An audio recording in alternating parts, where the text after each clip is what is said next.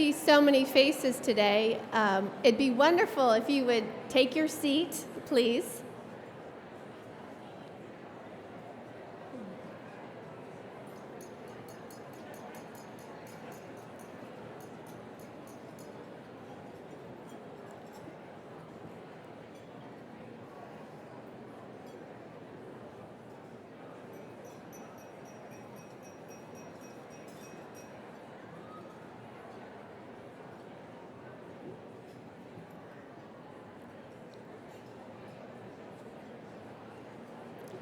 Well, I'm going to get started. I'd like to respect everybody's time and schedules today. So my name is Andrea Thorson. Welcome. I'm the president of the Seattle chapter of ARCS Foundation, and I want to welcome all of you. Thank you.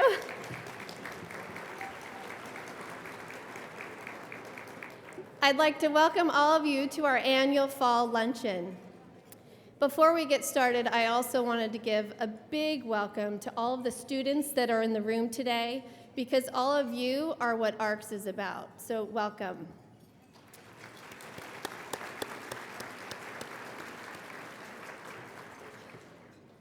I'd also like to thank our amazing luncheon co-chairs, Beverly Jefferson and Debbie Wilson. We could have not done this without their help.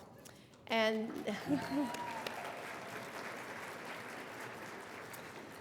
the many other individuals who helped today, including our university liaisons, Jan Harrison from the University of Washington and Joe Merrill from Washington State University.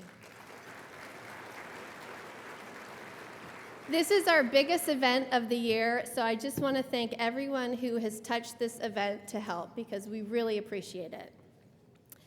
So ARCS stands for Achievement Rewards for College Scientists, and it's our mission to advance science in America. We're a national organization that was founded in 1958, and we're made up of 17 chapters across the country. I just got back from a national board meeting on Saturday. It was in Portland, where all the leaders from the various chapters get together, and I can say firsthand that we are one of the strongest chapters in the organization.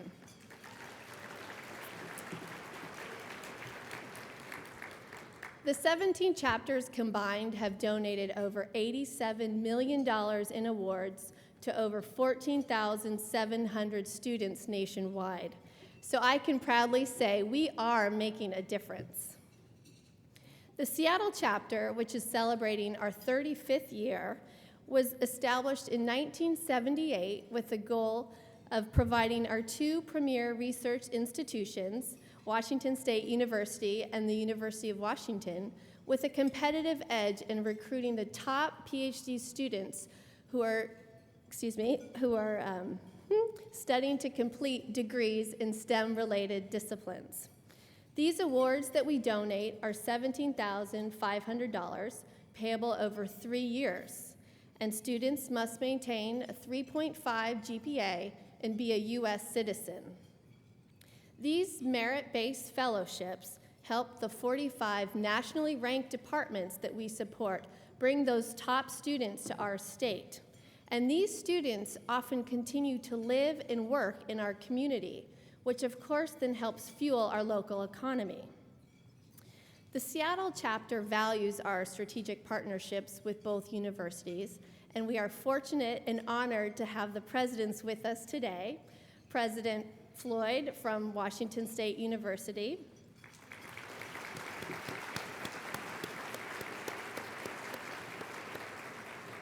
and President Michael Young and his wife from the University of Washington.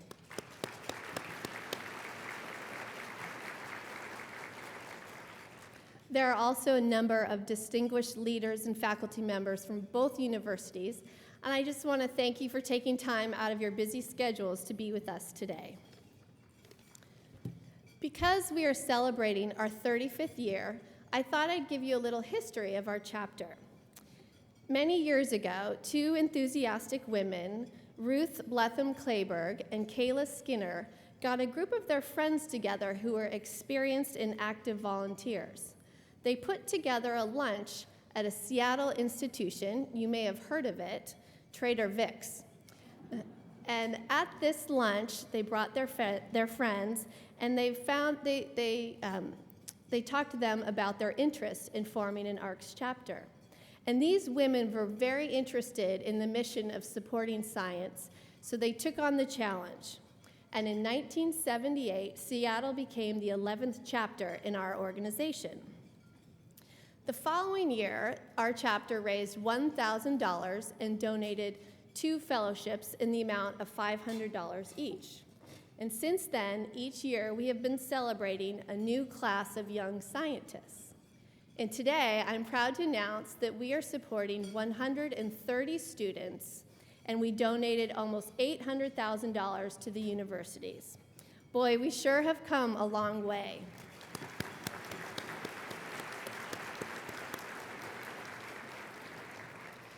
With your help, we will continue to increase the number of scholars we support. Please know that when supporting ARCS, you are advancing a scientist's career. And as you will soon hear from Vicki Glant in our upcoming video, you get back so much more than you give. Our founding members were a group of well-established community volunteers and philanthropists.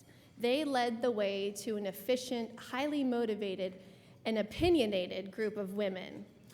And I do have to say, our members today have these same characteristics.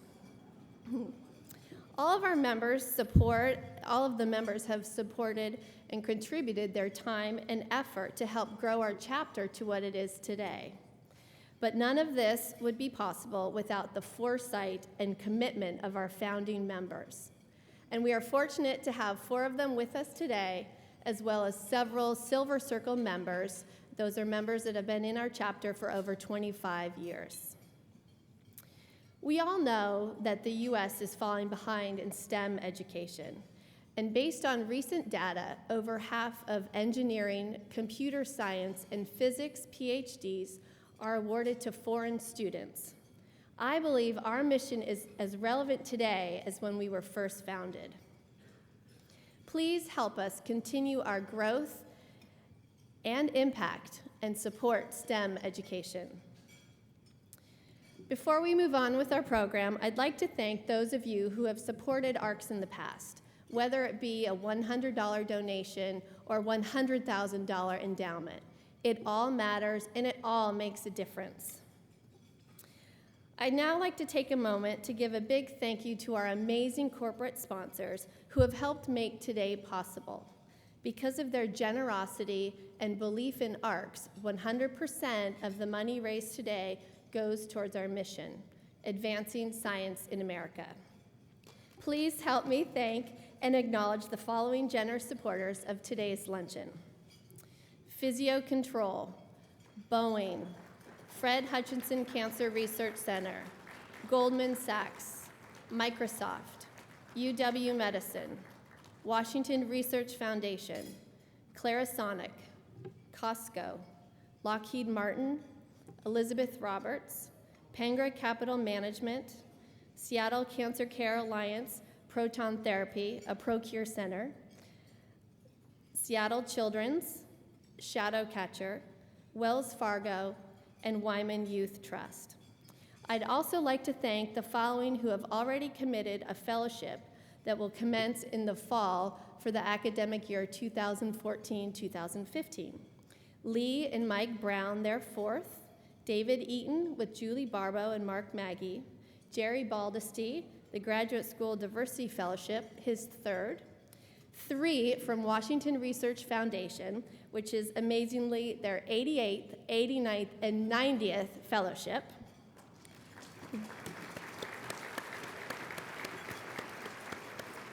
And Zeffenbergen Capital Investments, which is their 17th fellowship.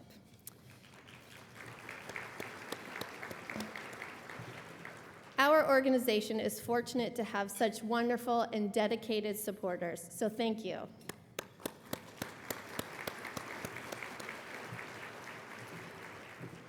So you've heard enough from me. Let's hear what ARCS means to the universities and to the students that we support.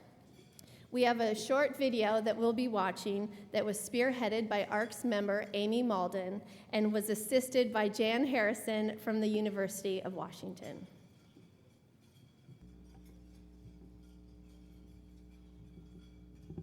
What really inspires me about the ARCS Foundation is the appeal and the focus of the mission, advancing science in America. When I think of the ARCS Foundation, I think of a group of advocates for expanding the frontiers of science and the quality of our lives. I think of a group that looks into the future and continues to fund it. I am pleased to extend my heartfelt appreciation to the ARCS who recruit some of the best and brightest students our nation produces. They simply would have chosen to have gone elsewhere, were it not for your support and for your generosity. The research they're engaged in will have a global impact. These students' capacity to address great technological challenges not only helps the world become a better place to live, but at the same time stimulates the economy of Seattle, of the state of Washington, and indeed of the entire nation. So I'm working with my PhD advisor, Boris Blinov, in the field of quantum optics, specifically in the field of quantum computing, on a project that looks to build a scalable operational quantum computer. Basically, we're working on building a computer that is exponentially more powerful than any of the classical computers that we use today. And this type of research will benefit society by improving our computing power and allowing for eventually unbreakably secure communication across the internet, and has so many unknown applications in solving problems of our world today. This creates and maintains what I see as a virtuous cycle, where the best and brightest students want to work with the best professors and the best programs. And these professors in turn are motivated and energized by these great scholars. They reinforce each other in such positive ways. Because of the incredible generosity of the ARCS Fellowship, I've been able to have the intellectual freedom to dedicate myself to my scientific research without any other type of distraction. Many people don't realize that the ARCS Fellowships are given as unrestricted money, and this is a rarity in today's environment. The students can choose to do with this money whatever helps them in their lives. They can focus less on their finances and more on their research and on their education. My research is focused on trying to understand what makes some forms of cancer more aggressive than others. The approach we use involves reading the genomes of cancers to identify mutations or changes to the genome that might be more present in certain aggressive forms of cancer and not in others. Currently, prostate cancer is an extraordinarily common disease. 1 in 6 men will be diagnosed with prostate cancer in their lifetime. Our hope is that by better understanding what makes aggressive prostate cancer different, we can start to identify those patients and treat them more effectively. The ARC support for me has allowed me to focus on what I'm doing 100%. The fact that I have this extra income means that I can spend most of my time working on the research that I set out to do. So one thing that was very important to me about the ARCS Foundation is their support and dedication and enthusiasm for diversity in science and also in the field of physics, where a very small percentage of physicists are made up of women and other minorities. So it's wonderful to experience that type of support from the ARCS Foundation. Thank you very much for what you do on behalf of our respective institutions, but particularly thank you for what you're doing for the advancement of scientific research and scholarship in our country. We are deeply grateful, as the entire state and indeed nation should be, for the extraordinarily generous support and foresighted vision of the Seattle chapter of ARCS. If you are thinking of funding a fellowship, I can tell you that you get a lot more back than you give. You get to know these students. You get to know about their research. You get to have a hand in the future of science and medicine for tomorrow.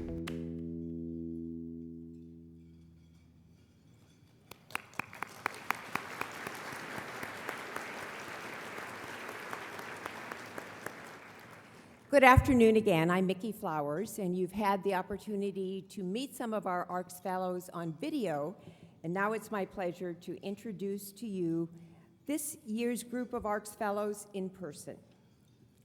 Today we honor 130 graduate students at the University of Washington and Washington State University, and that includes the 46 first-year fellows you are about to meet.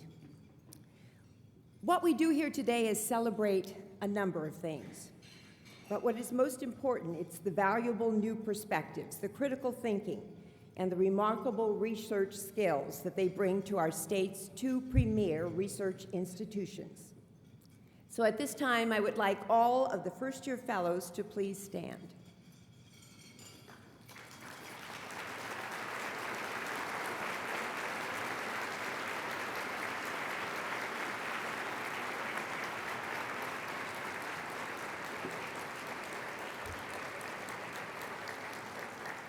I'm going to ask you to remain standing while I describe who you are as a class. In this exceptional group of fellows, we have scholars who have earned degrees from and worked at an array of distinguished colleges and universities, including UC Berkeley, Cornell, MIT, Princeton, Dartmouth, Duke, Harvard, University of Chicago, Stanford, and University of Texas at Austin, and that's just to name a few. Some of our fellows are distinguished graduates of the University of Washington and Washington State University, and they're here because ARCS fellowships help them stay here and keep their talents here in Washington State. These scholars, all of them, have achieved the highest honors, and many have already published research. Now as ARCS Fellows, they will pursue graduate studies that could dramatically change our lives, affecting what we eat, how we interact with our environment, how we heal or avoid illness in the first place. Other things that they will do, quite literally, will affect how we thrive and survive and how our planet thrives and survives. In this group, there are scientists who strive to better understand our universe by studying the evolution of the galaxies. Closer to home, others in this class are focusing on planet Earth. They are studying the complexities of climate change and how the effects of the ecosystems in our waterways are changed. Investigating the connection between evolution and ecology to help save and manage our natural resources. A young scientist in this class is researching how to create new crop varieties and design safer methods of genetic engineering. Another is learning how to improve organic farming.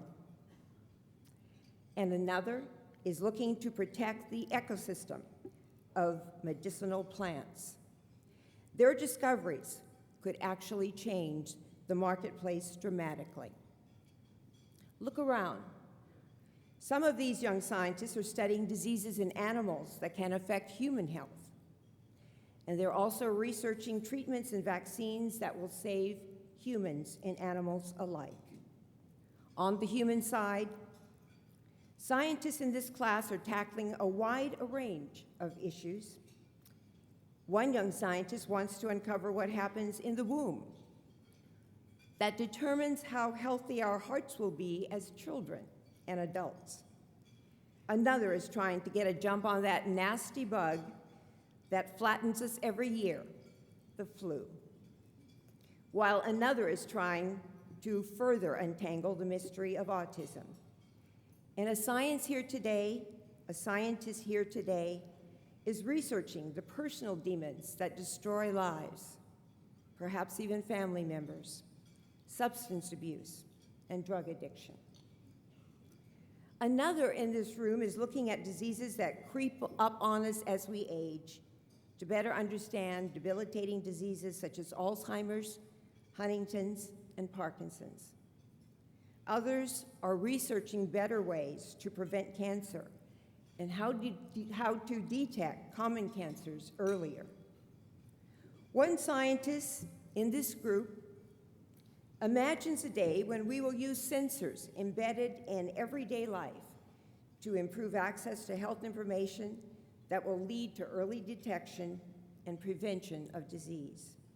These scientists are not afraid to dream.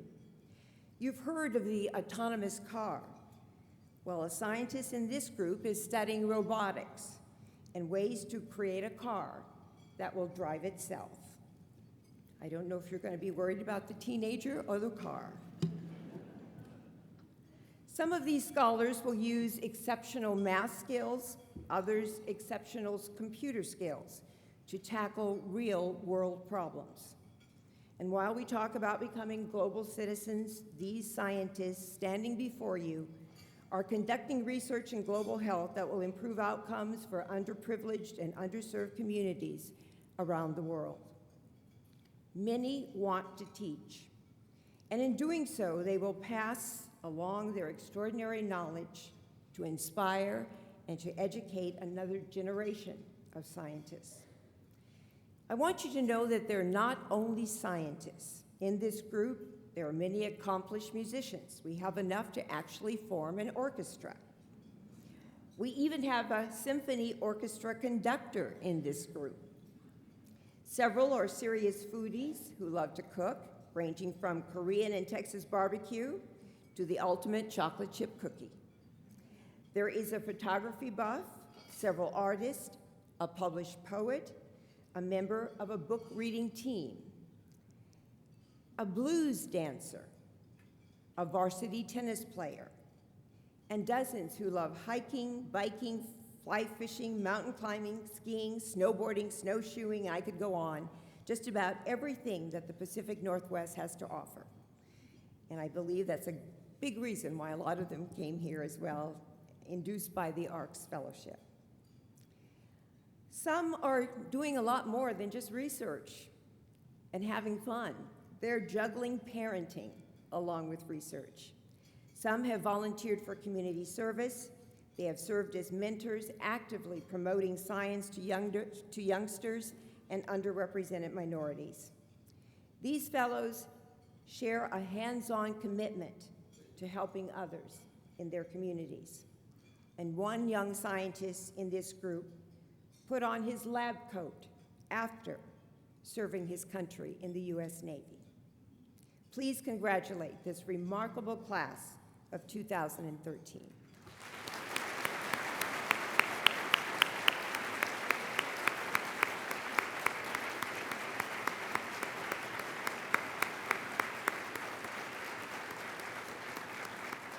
So these are your first-year fellows. Please remain standing. I'd like you to see the impact. See the impact. I want you to see the impact of your investment, because I'd now like the second-year fellows to join the first-year fellows standing.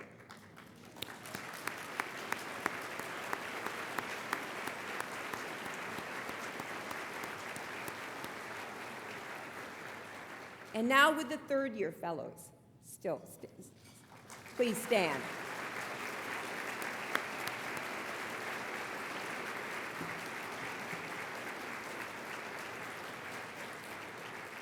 As you can see, all of these wonderful, young, remarkable scientists are doing amazing things, changing our world and changing our universities, continuing to make them strong.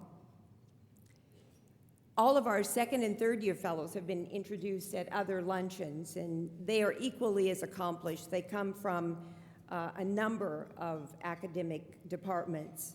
So please, once again, congratulate all of them.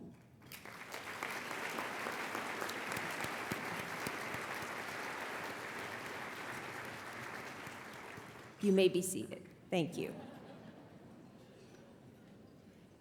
I wouldn't have had to talk so long if you didn't do so much. You're amazing.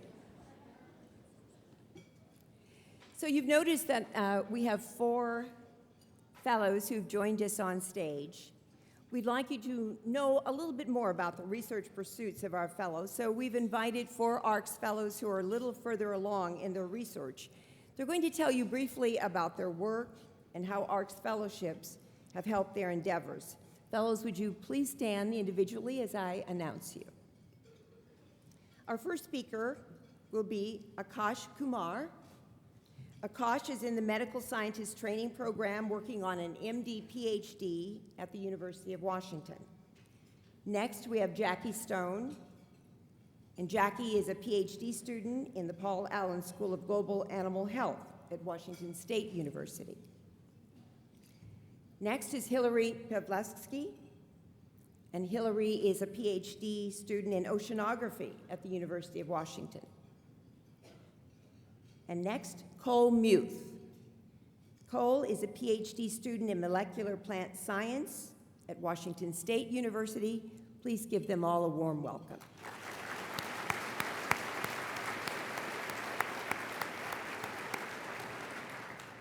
Akash, it's all yours.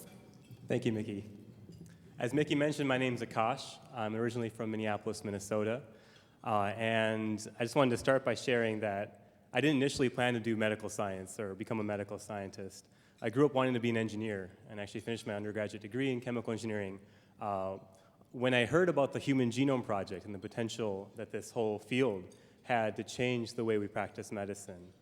And so after a master's degree in bioengineering at Stanford, I found myself in Seattle, where I've been very happy for the past 5 years. My research, as you probably saw in the video, is focused on trying to understand what makes some cancers more aggressive than others. I work on prostate cancer research, which is a very common disease. Prostate cancer, as you previously saw, affects 1 in 6 men in their lifetime, which means about 30 men in this room will probably be either diagnosed or have already been diagnosed with prostate cancer. Now, on a positive note, most cases of prostate cancer are not serious.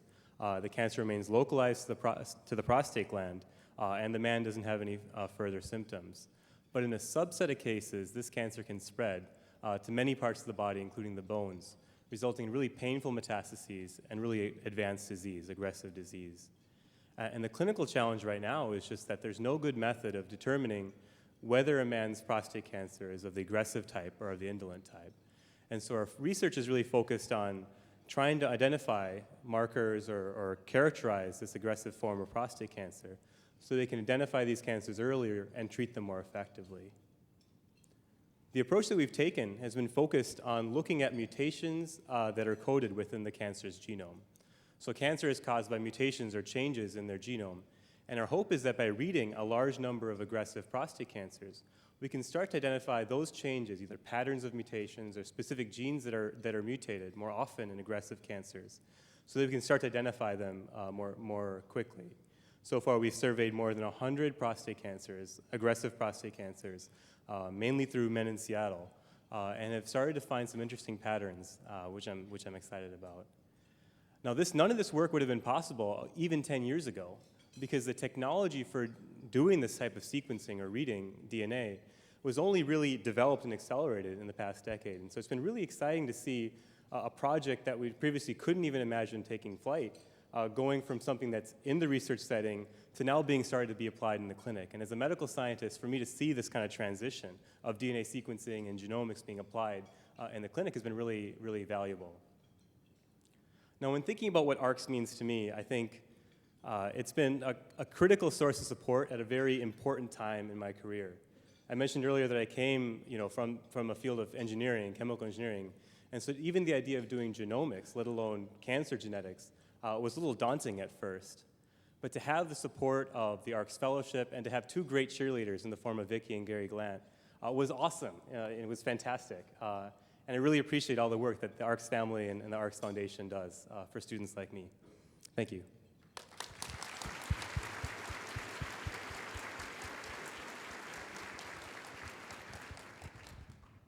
Hi, I'm Jackie Stone, and I'm originally from California. I obtained my bachelor's degree at UC Davis in animal science, and I originally thought I wanted to be a veterinarian, hence the animal science background. But partway through my degree, I started working in a few research laboratories on campus, and I discovered that I really enjoyed research and lab work. And so after obtaining my bachelor's, I switched gears and decided I wanted to look at PhD programs instead of vet schools. But I still really wanted to keep that animal focus, so I started looking at schools that had veterinary programs to see what sort of research programs they offered instead. And that's how I ended up at WSU with their very strong veterinary school. I'm currently a third-year PhD student in the Paul Allen School for Global Animal Health at WSU. And one of the things that really drew me to that program is the emphasis on the human-animal interface. There's a lot of diseases that are spread from humans to animals or animals to humans, and I think it's really important to study that interface so that we can better predict disease outbreaks and solve a lot of epidemics. My current research is on Nipah virus, which if any of you have seen the movie Contagion that came out a few years ago, that's the virus featured in that movie. It causes inflammation of the brain, the respiratory tract. It's fatal in up to 75% of its cases, and there's currently no approved vaccine or treatment for the virus. So it's definitely a big need that we need to study, and it's not something any of us really want to come down with. Specifically, I study viral entry, so how the virus is able to get into and spread from cell to cell within your body, with the hope being that if we can better understand the mechanism behind it, then we can create some sort of antiviral to treat the virus so that if you knew you'd been infected, you could take this antiviral medicine and prevent the virus from spreading further within your body, giving your immune system time to react and hopefully save you from the virus. There's two proteins in particular that are involved in viral entry, and so we study the interactions in those proteins to better understand which part of those proteins are necessary for the virus to enter cells. In the future, after obtaining my PhD, I'd like to continue on in the preventative medicine area, be it through vaccine development or pharmaceuticals, new diagnostic testing methods, anything along those lines. And I'd still really like to keep that human-animal interface interaction emphasis as well, because I just feel that's very important to better understanding disease and outbreaks. And I just want to finish by saying thank you so much to ARCS, specifically to my donors, Lynn and Michael Thompson. You've been so supportive over these years. It's been great. And also just to ARCS in general. There's so many days when I'm working in my lab, and doing all this lab work, and I think to myself, does anyone outside of this lab room actually care? Is the rest of the world interested in this at all? And then I come to events like this, and I see this room full of people all interested in hearing about our research and what we're doing. And I think, yes, there are people out there that care, and it's such a strong motivator some days. So thank you so much, and I'm really honored to be here.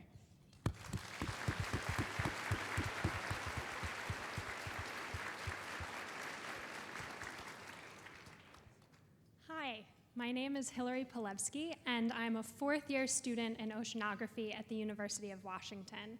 And what I try to understand in my research is how the ocean absorbs carbon dioxide from the atmosphere and the role that that plays in regulating global climate. So some of you might have seen in the news a few weeks ago, the UN's Intergovernmental Panel on Climate Change just came out with a new report on our scientific understanding of what's happening in the climate. And so we now are very certain that the fossil fuels that we're burning, releasing carbon dioxide into the atmosphere, are changing the climate. And we're seeing those effects in melting Arctic sea ice, we're seeing rising temperatures, and we're also seeing rising sea levels. And when we look at those projections into the future, we're also very certain that these changes are going to accelerate as we keep adding more carbon dioxide to the atmosphere. Now, the ocean has a really important role to play in this system. We know that the ocean has absorbed